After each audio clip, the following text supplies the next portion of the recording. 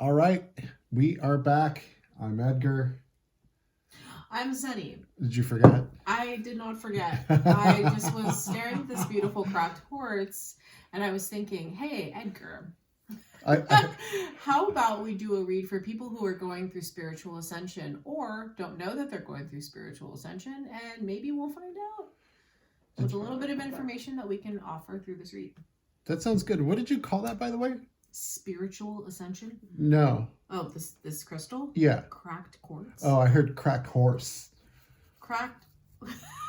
I was like, horses smoke crack? Okay. Okay. Sorry, it's part of my spiritual ascension. Oh, okay. All right, so you want to talk a little bit about what spiritual ascension is? Want to pull some cards? Oh goodness, I wasn't prepared for that. Oh, So you here didn't know goes. you didn't know there was an essay portion? Here is the raw answer to the that. raw dog version. There are physical, mental, and emotional and psychological things that happen to you when you start to ascend spiritually. Sometimes, we'll keep it really simple, sometimes you start to see numbers. It doesn't mean you see them necessarily. It means that, like, you know, you're kind of like at a red light and you look over and the address is 888.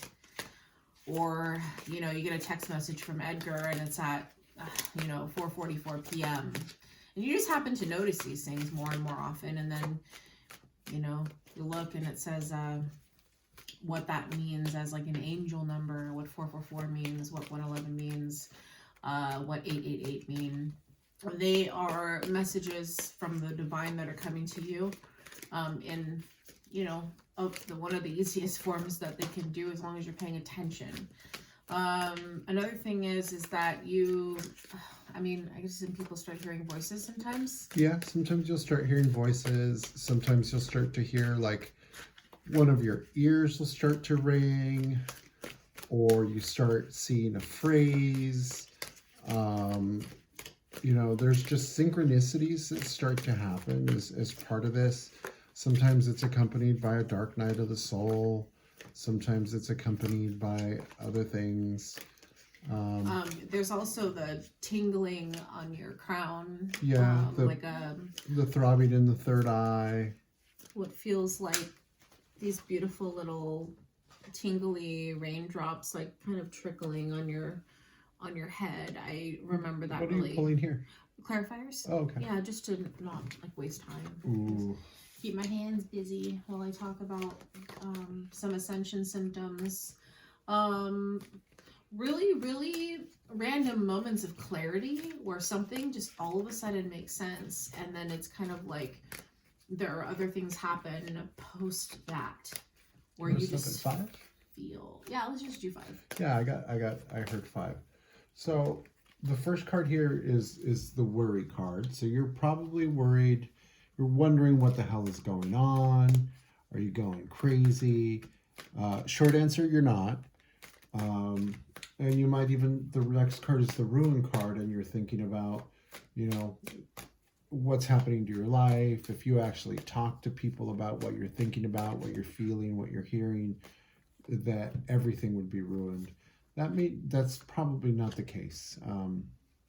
You eventually find at least one friend that you can trust, and then you eventually find your tribe. What were you going to say, son? I was going to say that the 10 of Wands, as pertaining to my own spiritual ascension, was me hearing, "What's your job?"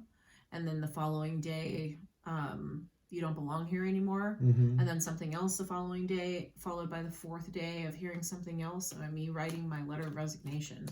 And I gave a month's notice. It's funny. And Spirit celebrated that. Yeah, I heard the same thing, but I did not listen. And so I got dragged for a few years. Okay. And so just a piece of advice, when Spirit starts to tell you things like quit your job, or, you know, move to a new city, or, you know, stop eating meat, or whatever message you're getting, it's a good idea to listen. Obviously, like, you know, if it's telling you to commit crimes, probably not so much. You know, Spirit talking to you for your personal development, perhaps that's another type of discussion. You said that you got dragged for a couple of years. Yeah. My original ascension got postponed by a decade because it started and I didn't know what was happening. And then I got into a karmic relationship, and then 10 years later, the ascension symptoms came back. And this time I had an idea of what was happening. So it's a good idea to kind of like become inquisitive about your own changes and what's happening. While again, of course, making decisions based on your own free will on what you want to do with what you're given. The Lover's card. This is pretty much you getting into a relationship with spirit, right? It is. Yeah. And how many different options you have in order to do that. You can look at videos on YouTube, you can read books, you can join communities, you can go on retreats, and it's wonderful getting to know yourself in a different way. You know, what I'm getting from this card is a little bit different. Okay. So, you know, I think there's so much, I'm going to say indoctrination. It's probably a heavy word for really what I'm trying to say. But, you know, I think we're brought up thinking that there's one way to do it, right?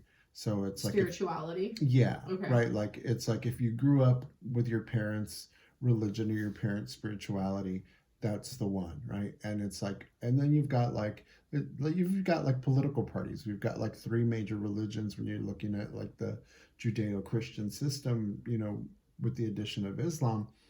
But really there's like so many different things, so many different paths. I mean, just within the pagan pantheon, there's like so many different ones. And even if you're not, you know, pagan, if you're more aligned with Judaism or Christianity or Islam, like there's so many different subsets of each one. And I think that's kind of what I'm getting here. The thing that I think is really awesome is that you don't have to pick just one. Like for me, I think there's 3 things that I practice regularly, you know, and before it was like, I was always brought up to like, I was brought up Catholic. So it was always like Catholicism.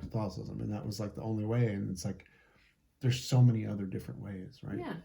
And nobody tells you how you have to be spiritual. Yeah. You can choose what makes you feel in touch with spirit the absolute most. I mean, if it's Christianity, then fine. If it's yoga practice, yeah, that brings you to a different place, and you're doing Kundalini yoga, and then you start to work with breath work, and all of those things are wonderful ways to get close to spirit. Or if you want to jump into witchcraft, or if you've always been drawn to like Odin, you know, you start working with gods and goddesses. Yeah. Regardless, whatever your option may be, it leads you to just this beautiful, happy pure life, happiness with lots of light. And then I'm just going to go ahead and say this. Absolutely. And a lot of people are going to be like, what on earth is she talking about? But a lot of you are actually earth angels. Oh, what is an earth angel? I've heard that in a song like in the 50s before, that they're earth angel, right? But there are actual... That's a song from Back to the Future, right? I don't know. When Marty starts to disappear. I haven't seen that movie in like 20 years. So go ahead and just Google the concept, the idea, of what is an earth angel. And I mean, if you might learn a little something about yourself is all I'm trying to say. Yeah. I'll leave it at that. Google earth angels, Google light workers. I think that's another really good term and videos to check out. You know, it's like you've got the sun and virtue. You're 3 of Wands. And temperance and the Ace of Cups. I mean, this is like... The ships came in, homie. Yeah. And it is the cuppeth runningeth over it. Yeah. And I think, like, for me personally, it's like, I've experimented and been curious about lots of different things. Some things that were a little darker than others. But I'm the happiest in the light. You know? I am the happiest in the light. So... I'm sure it's not that way for everybody, and I'm not saying that my way's the right way or being in the light's the right way. A lot of people will find happiness and strength and fulfillment in the darkness, and you know, I wish you luck with that one. It's not for me, but definitely wish you luck with that. Anything else you'd like to add, Sunny? Not necessarily. I just, if you are going through a spiritual ascension and you're having a difficult time with it, there are definitely ways that you can pay attention to yourself to kind of understand your own needs in a way that can channel that maybe confusion or discomfort into a learning experience or something that's going to bring you some pretty significant joy. And life may become something that you never expected that it would be. And that's all I have for you. All right. Well, we hope that was helpful.